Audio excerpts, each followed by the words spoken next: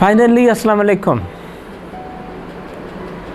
मुझे पूरी तवक्को है कि ये उमराव जनादा की सीरीज़ का आखिरी लेक्चर है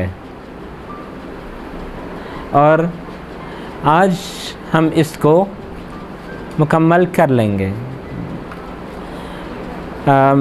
वाक़यात के हवाले से 1.5 चैप्टर पिछले जारी हालात से मुंसलिक है और फिर कुछ नई बातें शुरू हो जाएंगी। चैप्टर 23 की इब्तिदा जिस शेर से होती है, किस तरह से हो तस्कीन शौक़ कैसा रश्क, मिलेंगे आज हम उनसे रकीब से मिलकर। उमराव बेगम साहब के पास उनसे मिलने आई है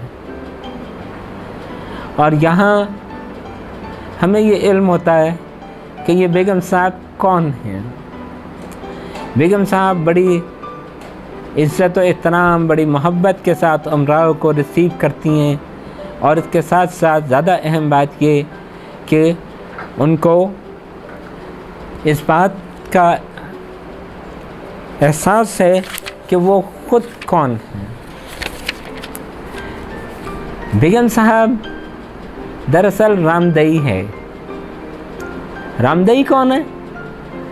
ये वो हस्ती है जिसके बारे में मैंने आपसे कहा था कि इसको याद रखिएगा, ये वापस आएगी और ये उन अशरफियों की तरह वापस आ चुकी है।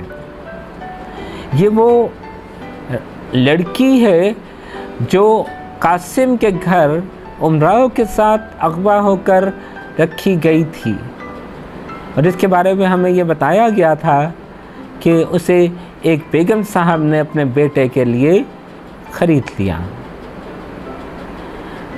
और यहाँ बेगम साहब या रामदई ये बताती हैं कि वाकई उसको एक बेगम साहब ने अपने बेटे के लिए ख़रीदा था, लेकिन तकदीर ये कि वो साहबजादे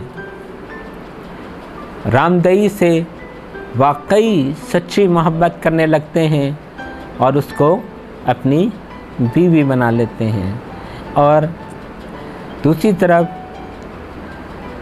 उन नवाब साहब को जिन तमाम अपने माँ बाप की दौलत मिलती है और ये बहुत ऐश आराम, इज़्ज़त, वक़ार की ज़िंदगी गुजार रही है। रामदई के पास अब वो हर चीज़ मौजूद है जो किसी औरत की, किसी लड़की की ख्वाहिश हो सकती है।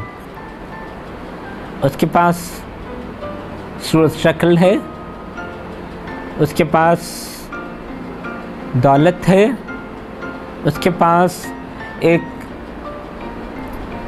घर का तहफ़्फ़ुज़ हासिल है, उसको अपने शौहर की मोहब्बत हासिल है, उसके पास औलाद है, उसके पास माशरे में एक मुअज़्ज़ज़ मकाम है।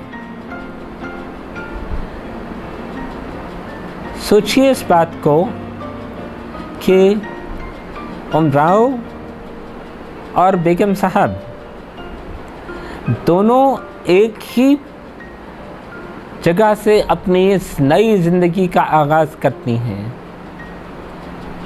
दोनों अगवा की गईं, दोनों बेची गईं और आज इतने सालों बाद बेगम साहब दुनिया की हर नेमत से मुस्तफ़ीज़ हो रही हैं और उमराव तही दस तही दामा ज़माने की ठोकरें खा रही है। उसका अपना भाई उसे कबूल करने को तैयार नहीं, माशरा उसको एक गाने वाली तवाइफ कहता है, उसके पास किसी की मोहब्बत नहीं है, उसके पास औलाद नहीं है, उसके पास माशरे में मकाम नहीं है। वो खाली हाथ, खाली दामन ज़िंदगी की ये जंग अकेली लड़ रही है।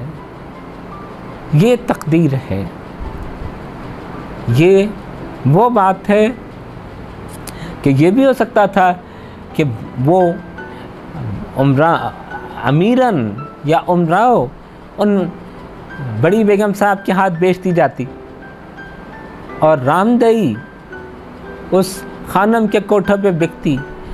नोट कीजिएगा कि रामदई को भी मौसीकी से लगाव है, उसको सितार बजाना आता है, थोड़ा बहुत गाना भी आता है।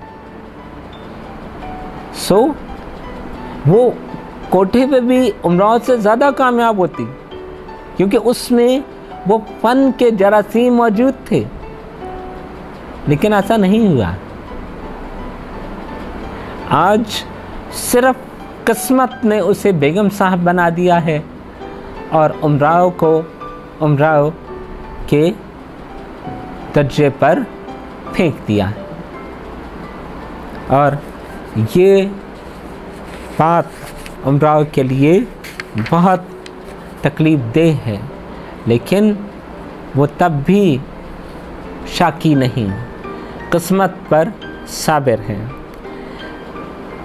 चैप्टर 24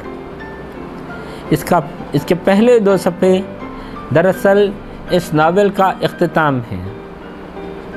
इसके बाद पेश किए जाने वाले वाक़यात एक सिर्फ कहानी के कुछ लूज़ एंड्स टाई अप कर रहे हैं। दरअसल ये नावल पेज 187 पर आकर ख़त्म हो जाता है और यहाँ हमें इल्म यह होता है कि इन बेगम साहब यानी रामदई के शौहर वो नवाब साहब जिनकी मोहब्बत रामदई है, वो नवाब साहब जिनकी कोठी कानपुर वाली कोठी उमराव के लिए जन्नत से कम नहीं थी, जिसकी सजावट उसे अपनी पसंद के मुताबिक महसूस होती थी, जिसके बारे में कहा था कि बस यही जीने और मरने की जगह है,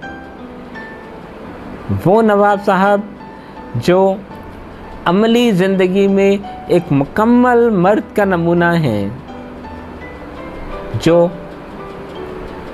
यहाँ आकर हमें एहसास पता चलता है कि ये रामदई या बेगम साहब नवाब सुल्तान की बीवी है। वो नवाब सुल्तान के घर बैठी हुई है। वो नवाब सुल्तान जो उमराव की आखिरी मोहब्बत है, वो नवाब सुल्तान जिसके साथ रहने को, जिसकी संगत को उमराव ने अपनी हथेली की लकीरों में तलाशा है, वो शख्स जिसका साथ उमराव के लिए जन्नत से बढ़कर है, वो शख्स जो उसकी दिली मोहब्बत है, यहाँ आकर उसे पहचानने से इनकार कर देता है। देखिए, ये वो किस्मत का आखिरी सबसे सख्त ज़ख्म है जो उमराव को लगता है। नवाब सुल्तान रामदई को उमराव पर तरजीह देते हैं। आप गौर कीजिए तो उमराव में और रामदई में कोई फ़र्क नहीं है।